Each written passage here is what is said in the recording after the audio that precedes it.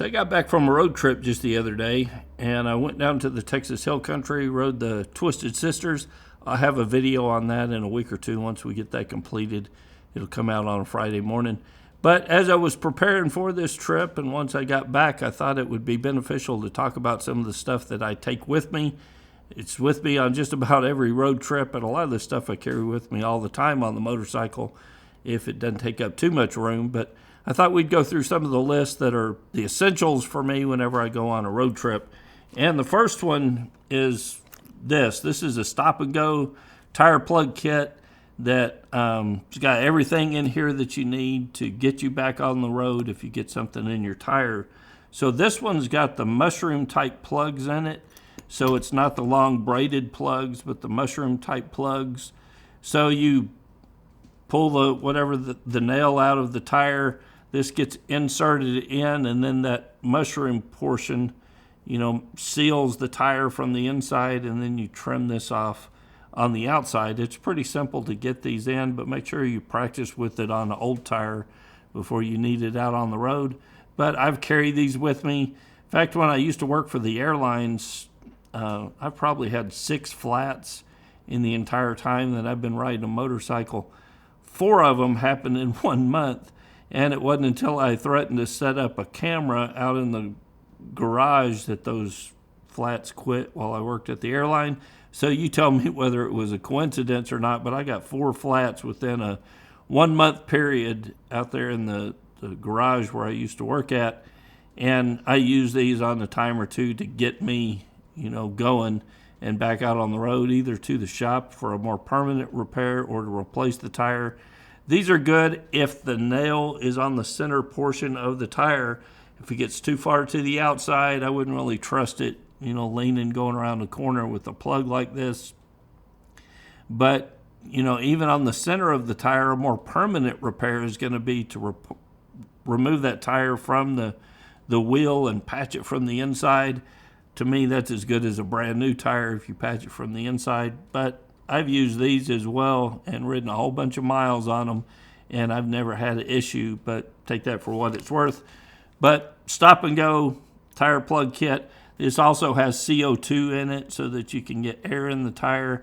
I personally have never used the CO2 cartridges in these because I always carry something like this, which is, I've owned 2 or 3 of these over the years, these portable, rechargeable air inflators, so it comes with this and comes with the hose you attach on. This goes on the valve stem. You just set whatever tire pressure you want on here, hit start, and it's going to pump that tire up to that tire pressure. So I make sure this is charged before I go out on the road any length of time, and these have worked well for me. I've had 2 or 3 of these over the years. They seem to last 4 or 5 years, and then the pump goes bad on it. But they're cheap enough to buy a new one, and it's good insurance when you're out on the road, because if you need air in the tire, you need air in the tire, and there's no other way to do that. You can use the CO2 cartridges. But if you just need a pound or two, you check at a stop and you're a little bit low, this is a great way to fill it up and keep your tires in good shape while you're out on the road. So if something interests you that we mentioned today, I'll have links for this stuff down below, and I'll forward you directly to Amazon where you can purchase this for yourself, and I'll get a small commission based on the sale that you make or the purchase that you make from Amazon. So we got a tire plug kit. We've got a way to get air in the tire if we need to. Man, something else that I carry with me all the time are Rok Straps. These are the best motorcycle straps that I've ever used. I've got, probably half a dozen of these things sitting around the shop. I carry them with me on the bike all the time because you never know when you got something you'll need to strap to the back seat. What makes these so good is it's got, on one end, the loop so you can, you put it around the hard part on the motorcycle, pull that through, and, strap the solid end to the bike. And then the other end of this, you strap to the other side, and it's got elastic on it. So when you cinch this thing down, man, you can really get this thing tight. Works much better than a bungee cord. I wouldn't use a bungee cord, to strap something to a bike. Now that I've learned about Rok Straps, I've been using these for a lot of years. These are the most secure way that I've found to attach anything to a motorcycle, whether it be a backpack or something you buy at the store, you know, anything you need to strap to the back seat. I've had great luck with these. They last forever, and I don't know of another strap like them. They work really well. They've worked well for me, and I carry these with me all the time, especially on a road trip. You never know when you're going to need to strap something to the back. You'll find that souvenir you can't find anywhere else. You got no more room for it. You can strap it to the back seat with Rok Straps and know that it's going to be there when you get back home. So a lot of you guys asked me about the gloves that I wear. These are Lee Park gloves. These are the Sumo model. Let me get this one on my hand here. So this pair of gloves I've been using for, man, probably 7 or 8 years now, and they have been abused. I don't really take care of the leather like you're supposed to. I don't clean it up. I don't put any, you know, leather care materials on it. So these have had, you know, gone through a lot of Texas heat, and I've sweated through these gloves several times. I just take them off, set them somewhere so that they can dry out. But I love these Lee Park Sumo gloves. I've been using these. This is my second pair of these that I've had. I've also got winter gloves when it turns colder here, but for me here in Texas, this pair gets a whole lot more use than the winter gloves do, just because it doesn't get real cold here. But they're comfortable. You know, these are the most comfortable motorcycle gloves I've ever owned. You forget about them when you're out on the road. They just, you know, form to your hand. You forget you've got gloves on, and that's what you want. They offer good protection. And one thing that I really liked about these gloves, and I think it was this pair, and I believe it was this seam right here. About a year after purchasing these gloves, the seam failed here, and I developed about a 2-inch hole in that seam. I took a photo of it. I sent it to the folks at Lee Parks, and they sent me an email back and said, hey, here's a self-addressed shipping label. Ship that glove back to us. We'll repair it, and we'll send it back to you. And that's exactly what they did. They repaired that seam, sent it back to me. I've not had any issues with it yet. Try doing that with any other manufacturer of motorcycle gear. Not only will you have a hard time getting a real person, but they'll just kind of tell you you're out of luck. In the case of Lee Parks, they repaired it and sent it back to me. And they didn't know who I was. They didn't know, you know, that I had a YouTube channel. There was nothing identifiable about me in our conversations back and forth. So I would assume that's the type of customer service you would get. Also, you don't have to have a YouTube channel to get good customer service from Lee Parks. They're American made. They're comfortable.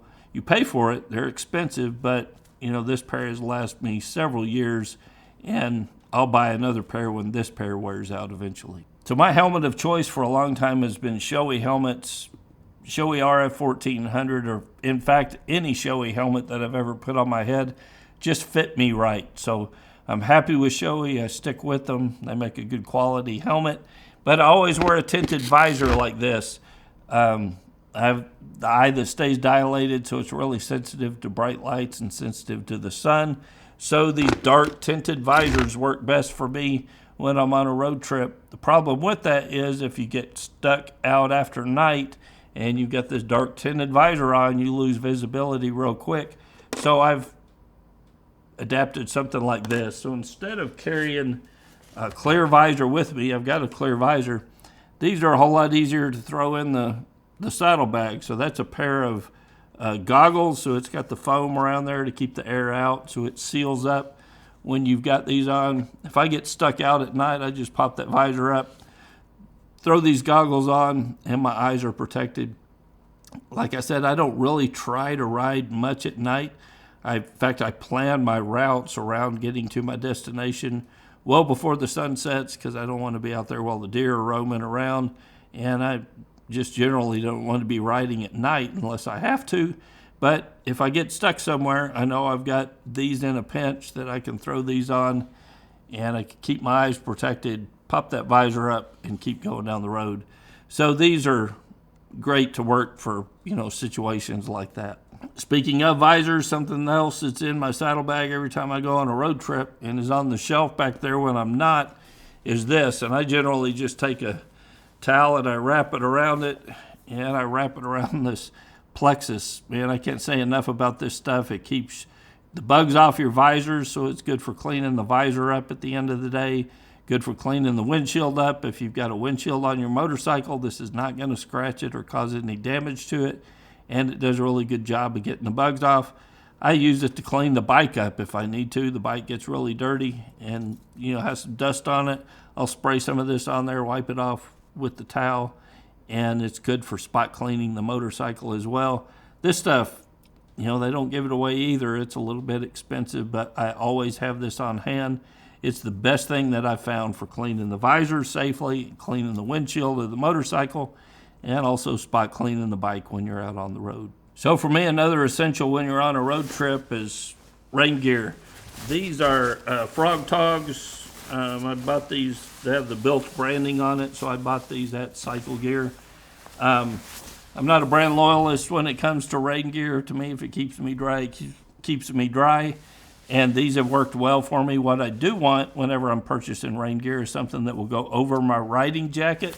So these fit well over my riding jacket, and I want something that's high vis because you lose a lot of visibility, not only you, but the drivers around you in the rain. And this is going to make you a whole lot more visible out on the road. So I carry generally a jacket like this and a pair of pants that I can put over my jeans or my riding pants. And one thing that you will want to be careful of, just about every pair of pants I own have a hole in it right above the right calf where you burn it or melt it on the exhaust pipe. That's just the cost of doing business. And every pair I've ever owned, no matter how careful I am, I eventually end up burning a hole in there. It's never really caused any issues, but just be aware of that, that you can melt a hole in it if you get your leg too close to the exhaust pipe while you're wearing these. So these are the boots that I wear when I'm on a longer road trip. These are by Alpine Stars. The reason why I picked these particular boots are they're comfortable to walk around in. So if you have to get off the bike for any length of time, do some walking, do some exploring around, these are really comfortable to walk in, not real clunky like some riding boots are. These are comfortable. They're also waterproof, so if you get caught in the rain, it's going to help keep your feet dry. My downside for these boots are they're hot. They've got a liner in it. So, man, especially when the temperatures get in the 90, there's not much ventilation in these because they're waterproof. But it does make your feet really hot. So be aware of that. If you purchase a similar boot to this and you ride in really hot conditions, you're going to want to weigh whether it's most important to be cool and have a boot that's got some ventilation or something that's waterproof. But I've been real happy with these. I've been riding with these for several seasons now. I have not had any issues or complaints about these boots. So aside from that, I wear a Klim jacket. You guys have seen my Klim jacket. I'm not a brand loyalist when it comes to jackets either. I find something that fits me right, and Klim seems to fit me real well and offers good protection. I don't really believe in a four-season jacket. I don't like something I've got to zip liners in and out of to prepare it for warmer or cooler temperatures. I just throw a layer on underneath the jacket if I need something a little bit warmer. And then I've got one summer jacket and I've got one winter jacket, and I just switch between the two jackets depending on the temperature. You may like zipping liners in and out. To me, I would rather just throw, a light layer under a jacket and then a jacket over it if it's a little bit cooler or in between months or in between seasons. That works better for me than messing with all the zip in, zip out liners. And to be honest, I've never found a jacket that works well in the differences in temperatures between summer and winter here in North Texas. So aside from the rest of the gear I mentioned, I've got earplugs that I wear all the time. I've got a pair of riding pants that I wear on longer trips that have armor in it. And I generally don't wear those riding pants when I'm around town. For me, it's always a balance between, proper gear is a balance between what is convenient and what works for you and what level of protection that you want. And to be honest, it's just too big of an inconvenience for me if I'm riding from here to go out for lunch to mess with a pair of riding pants. The level of riding gear protection you want to have is a personal choice. I've always got a helmet on, I've got a jacket, I've got gloves, I've got boots. If I'm on a longer trip, I'll swap the jeans out for a pair of riding pants, but that's a level of protection that I'm comfortable with. Some of you guys will come on and you're going to complain that I set a bad example because I don't wear all the gear all the time. Yeah, I've got no problem with somebody that wears all the gear all the time. In fact, I went to my doctor's appointment the other day and I walked in the office. I was carrying this helmet with me when I walked in, and the receptionist said, "Well, I didn't know you rode a motorcycle." And I said, "Well, I don't. I just want to be safer inside my truck." And she gave me a double take and looked at me, and I said, "No, I'm just messing with you. I got my motorcycle out in the lot. I just wanted to see what you'd say." But to be honest, I would ask some of you all the gear all the time people that question, do you wear a helmet when you're in the truck? Well, of course not. It'd be silly to do so. But that's a personal choice you make, because you would be safer if you had a helmet on inside your truck, but you choose not to because of the convenience factor. It's the same thing on a motorcycle. I don't wear riding pants whenever I'm riding around town because of the convenience factor, but some of you guys are just so set on all the gear all the time, and that's all you're going to believe and all you're going to harp on. I've got no problem with that if that's what you want to do, but let other people do what they want to do. We'll all be happier because of it. So that's a brief rundown of what I carry in my bag when I'm out on a road trip. If there's something that you carry with you, let me know in the comments. Besides this, I guess I do carry a small toolkit. I didn't grab that over here, but I've got something, if I need to do minor repairs while I'm out on the road. And besides that, I think that covers everything that I carry. If you've got something, leave a comment below, something we need to know about, or a product that you found that helps you on a road trip.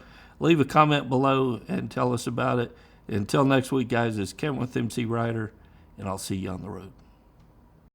See that video on the left of the screen? YouTube hand-selected that video just for you. Click on it, find out why YouTube wants you to watch this MCrider video.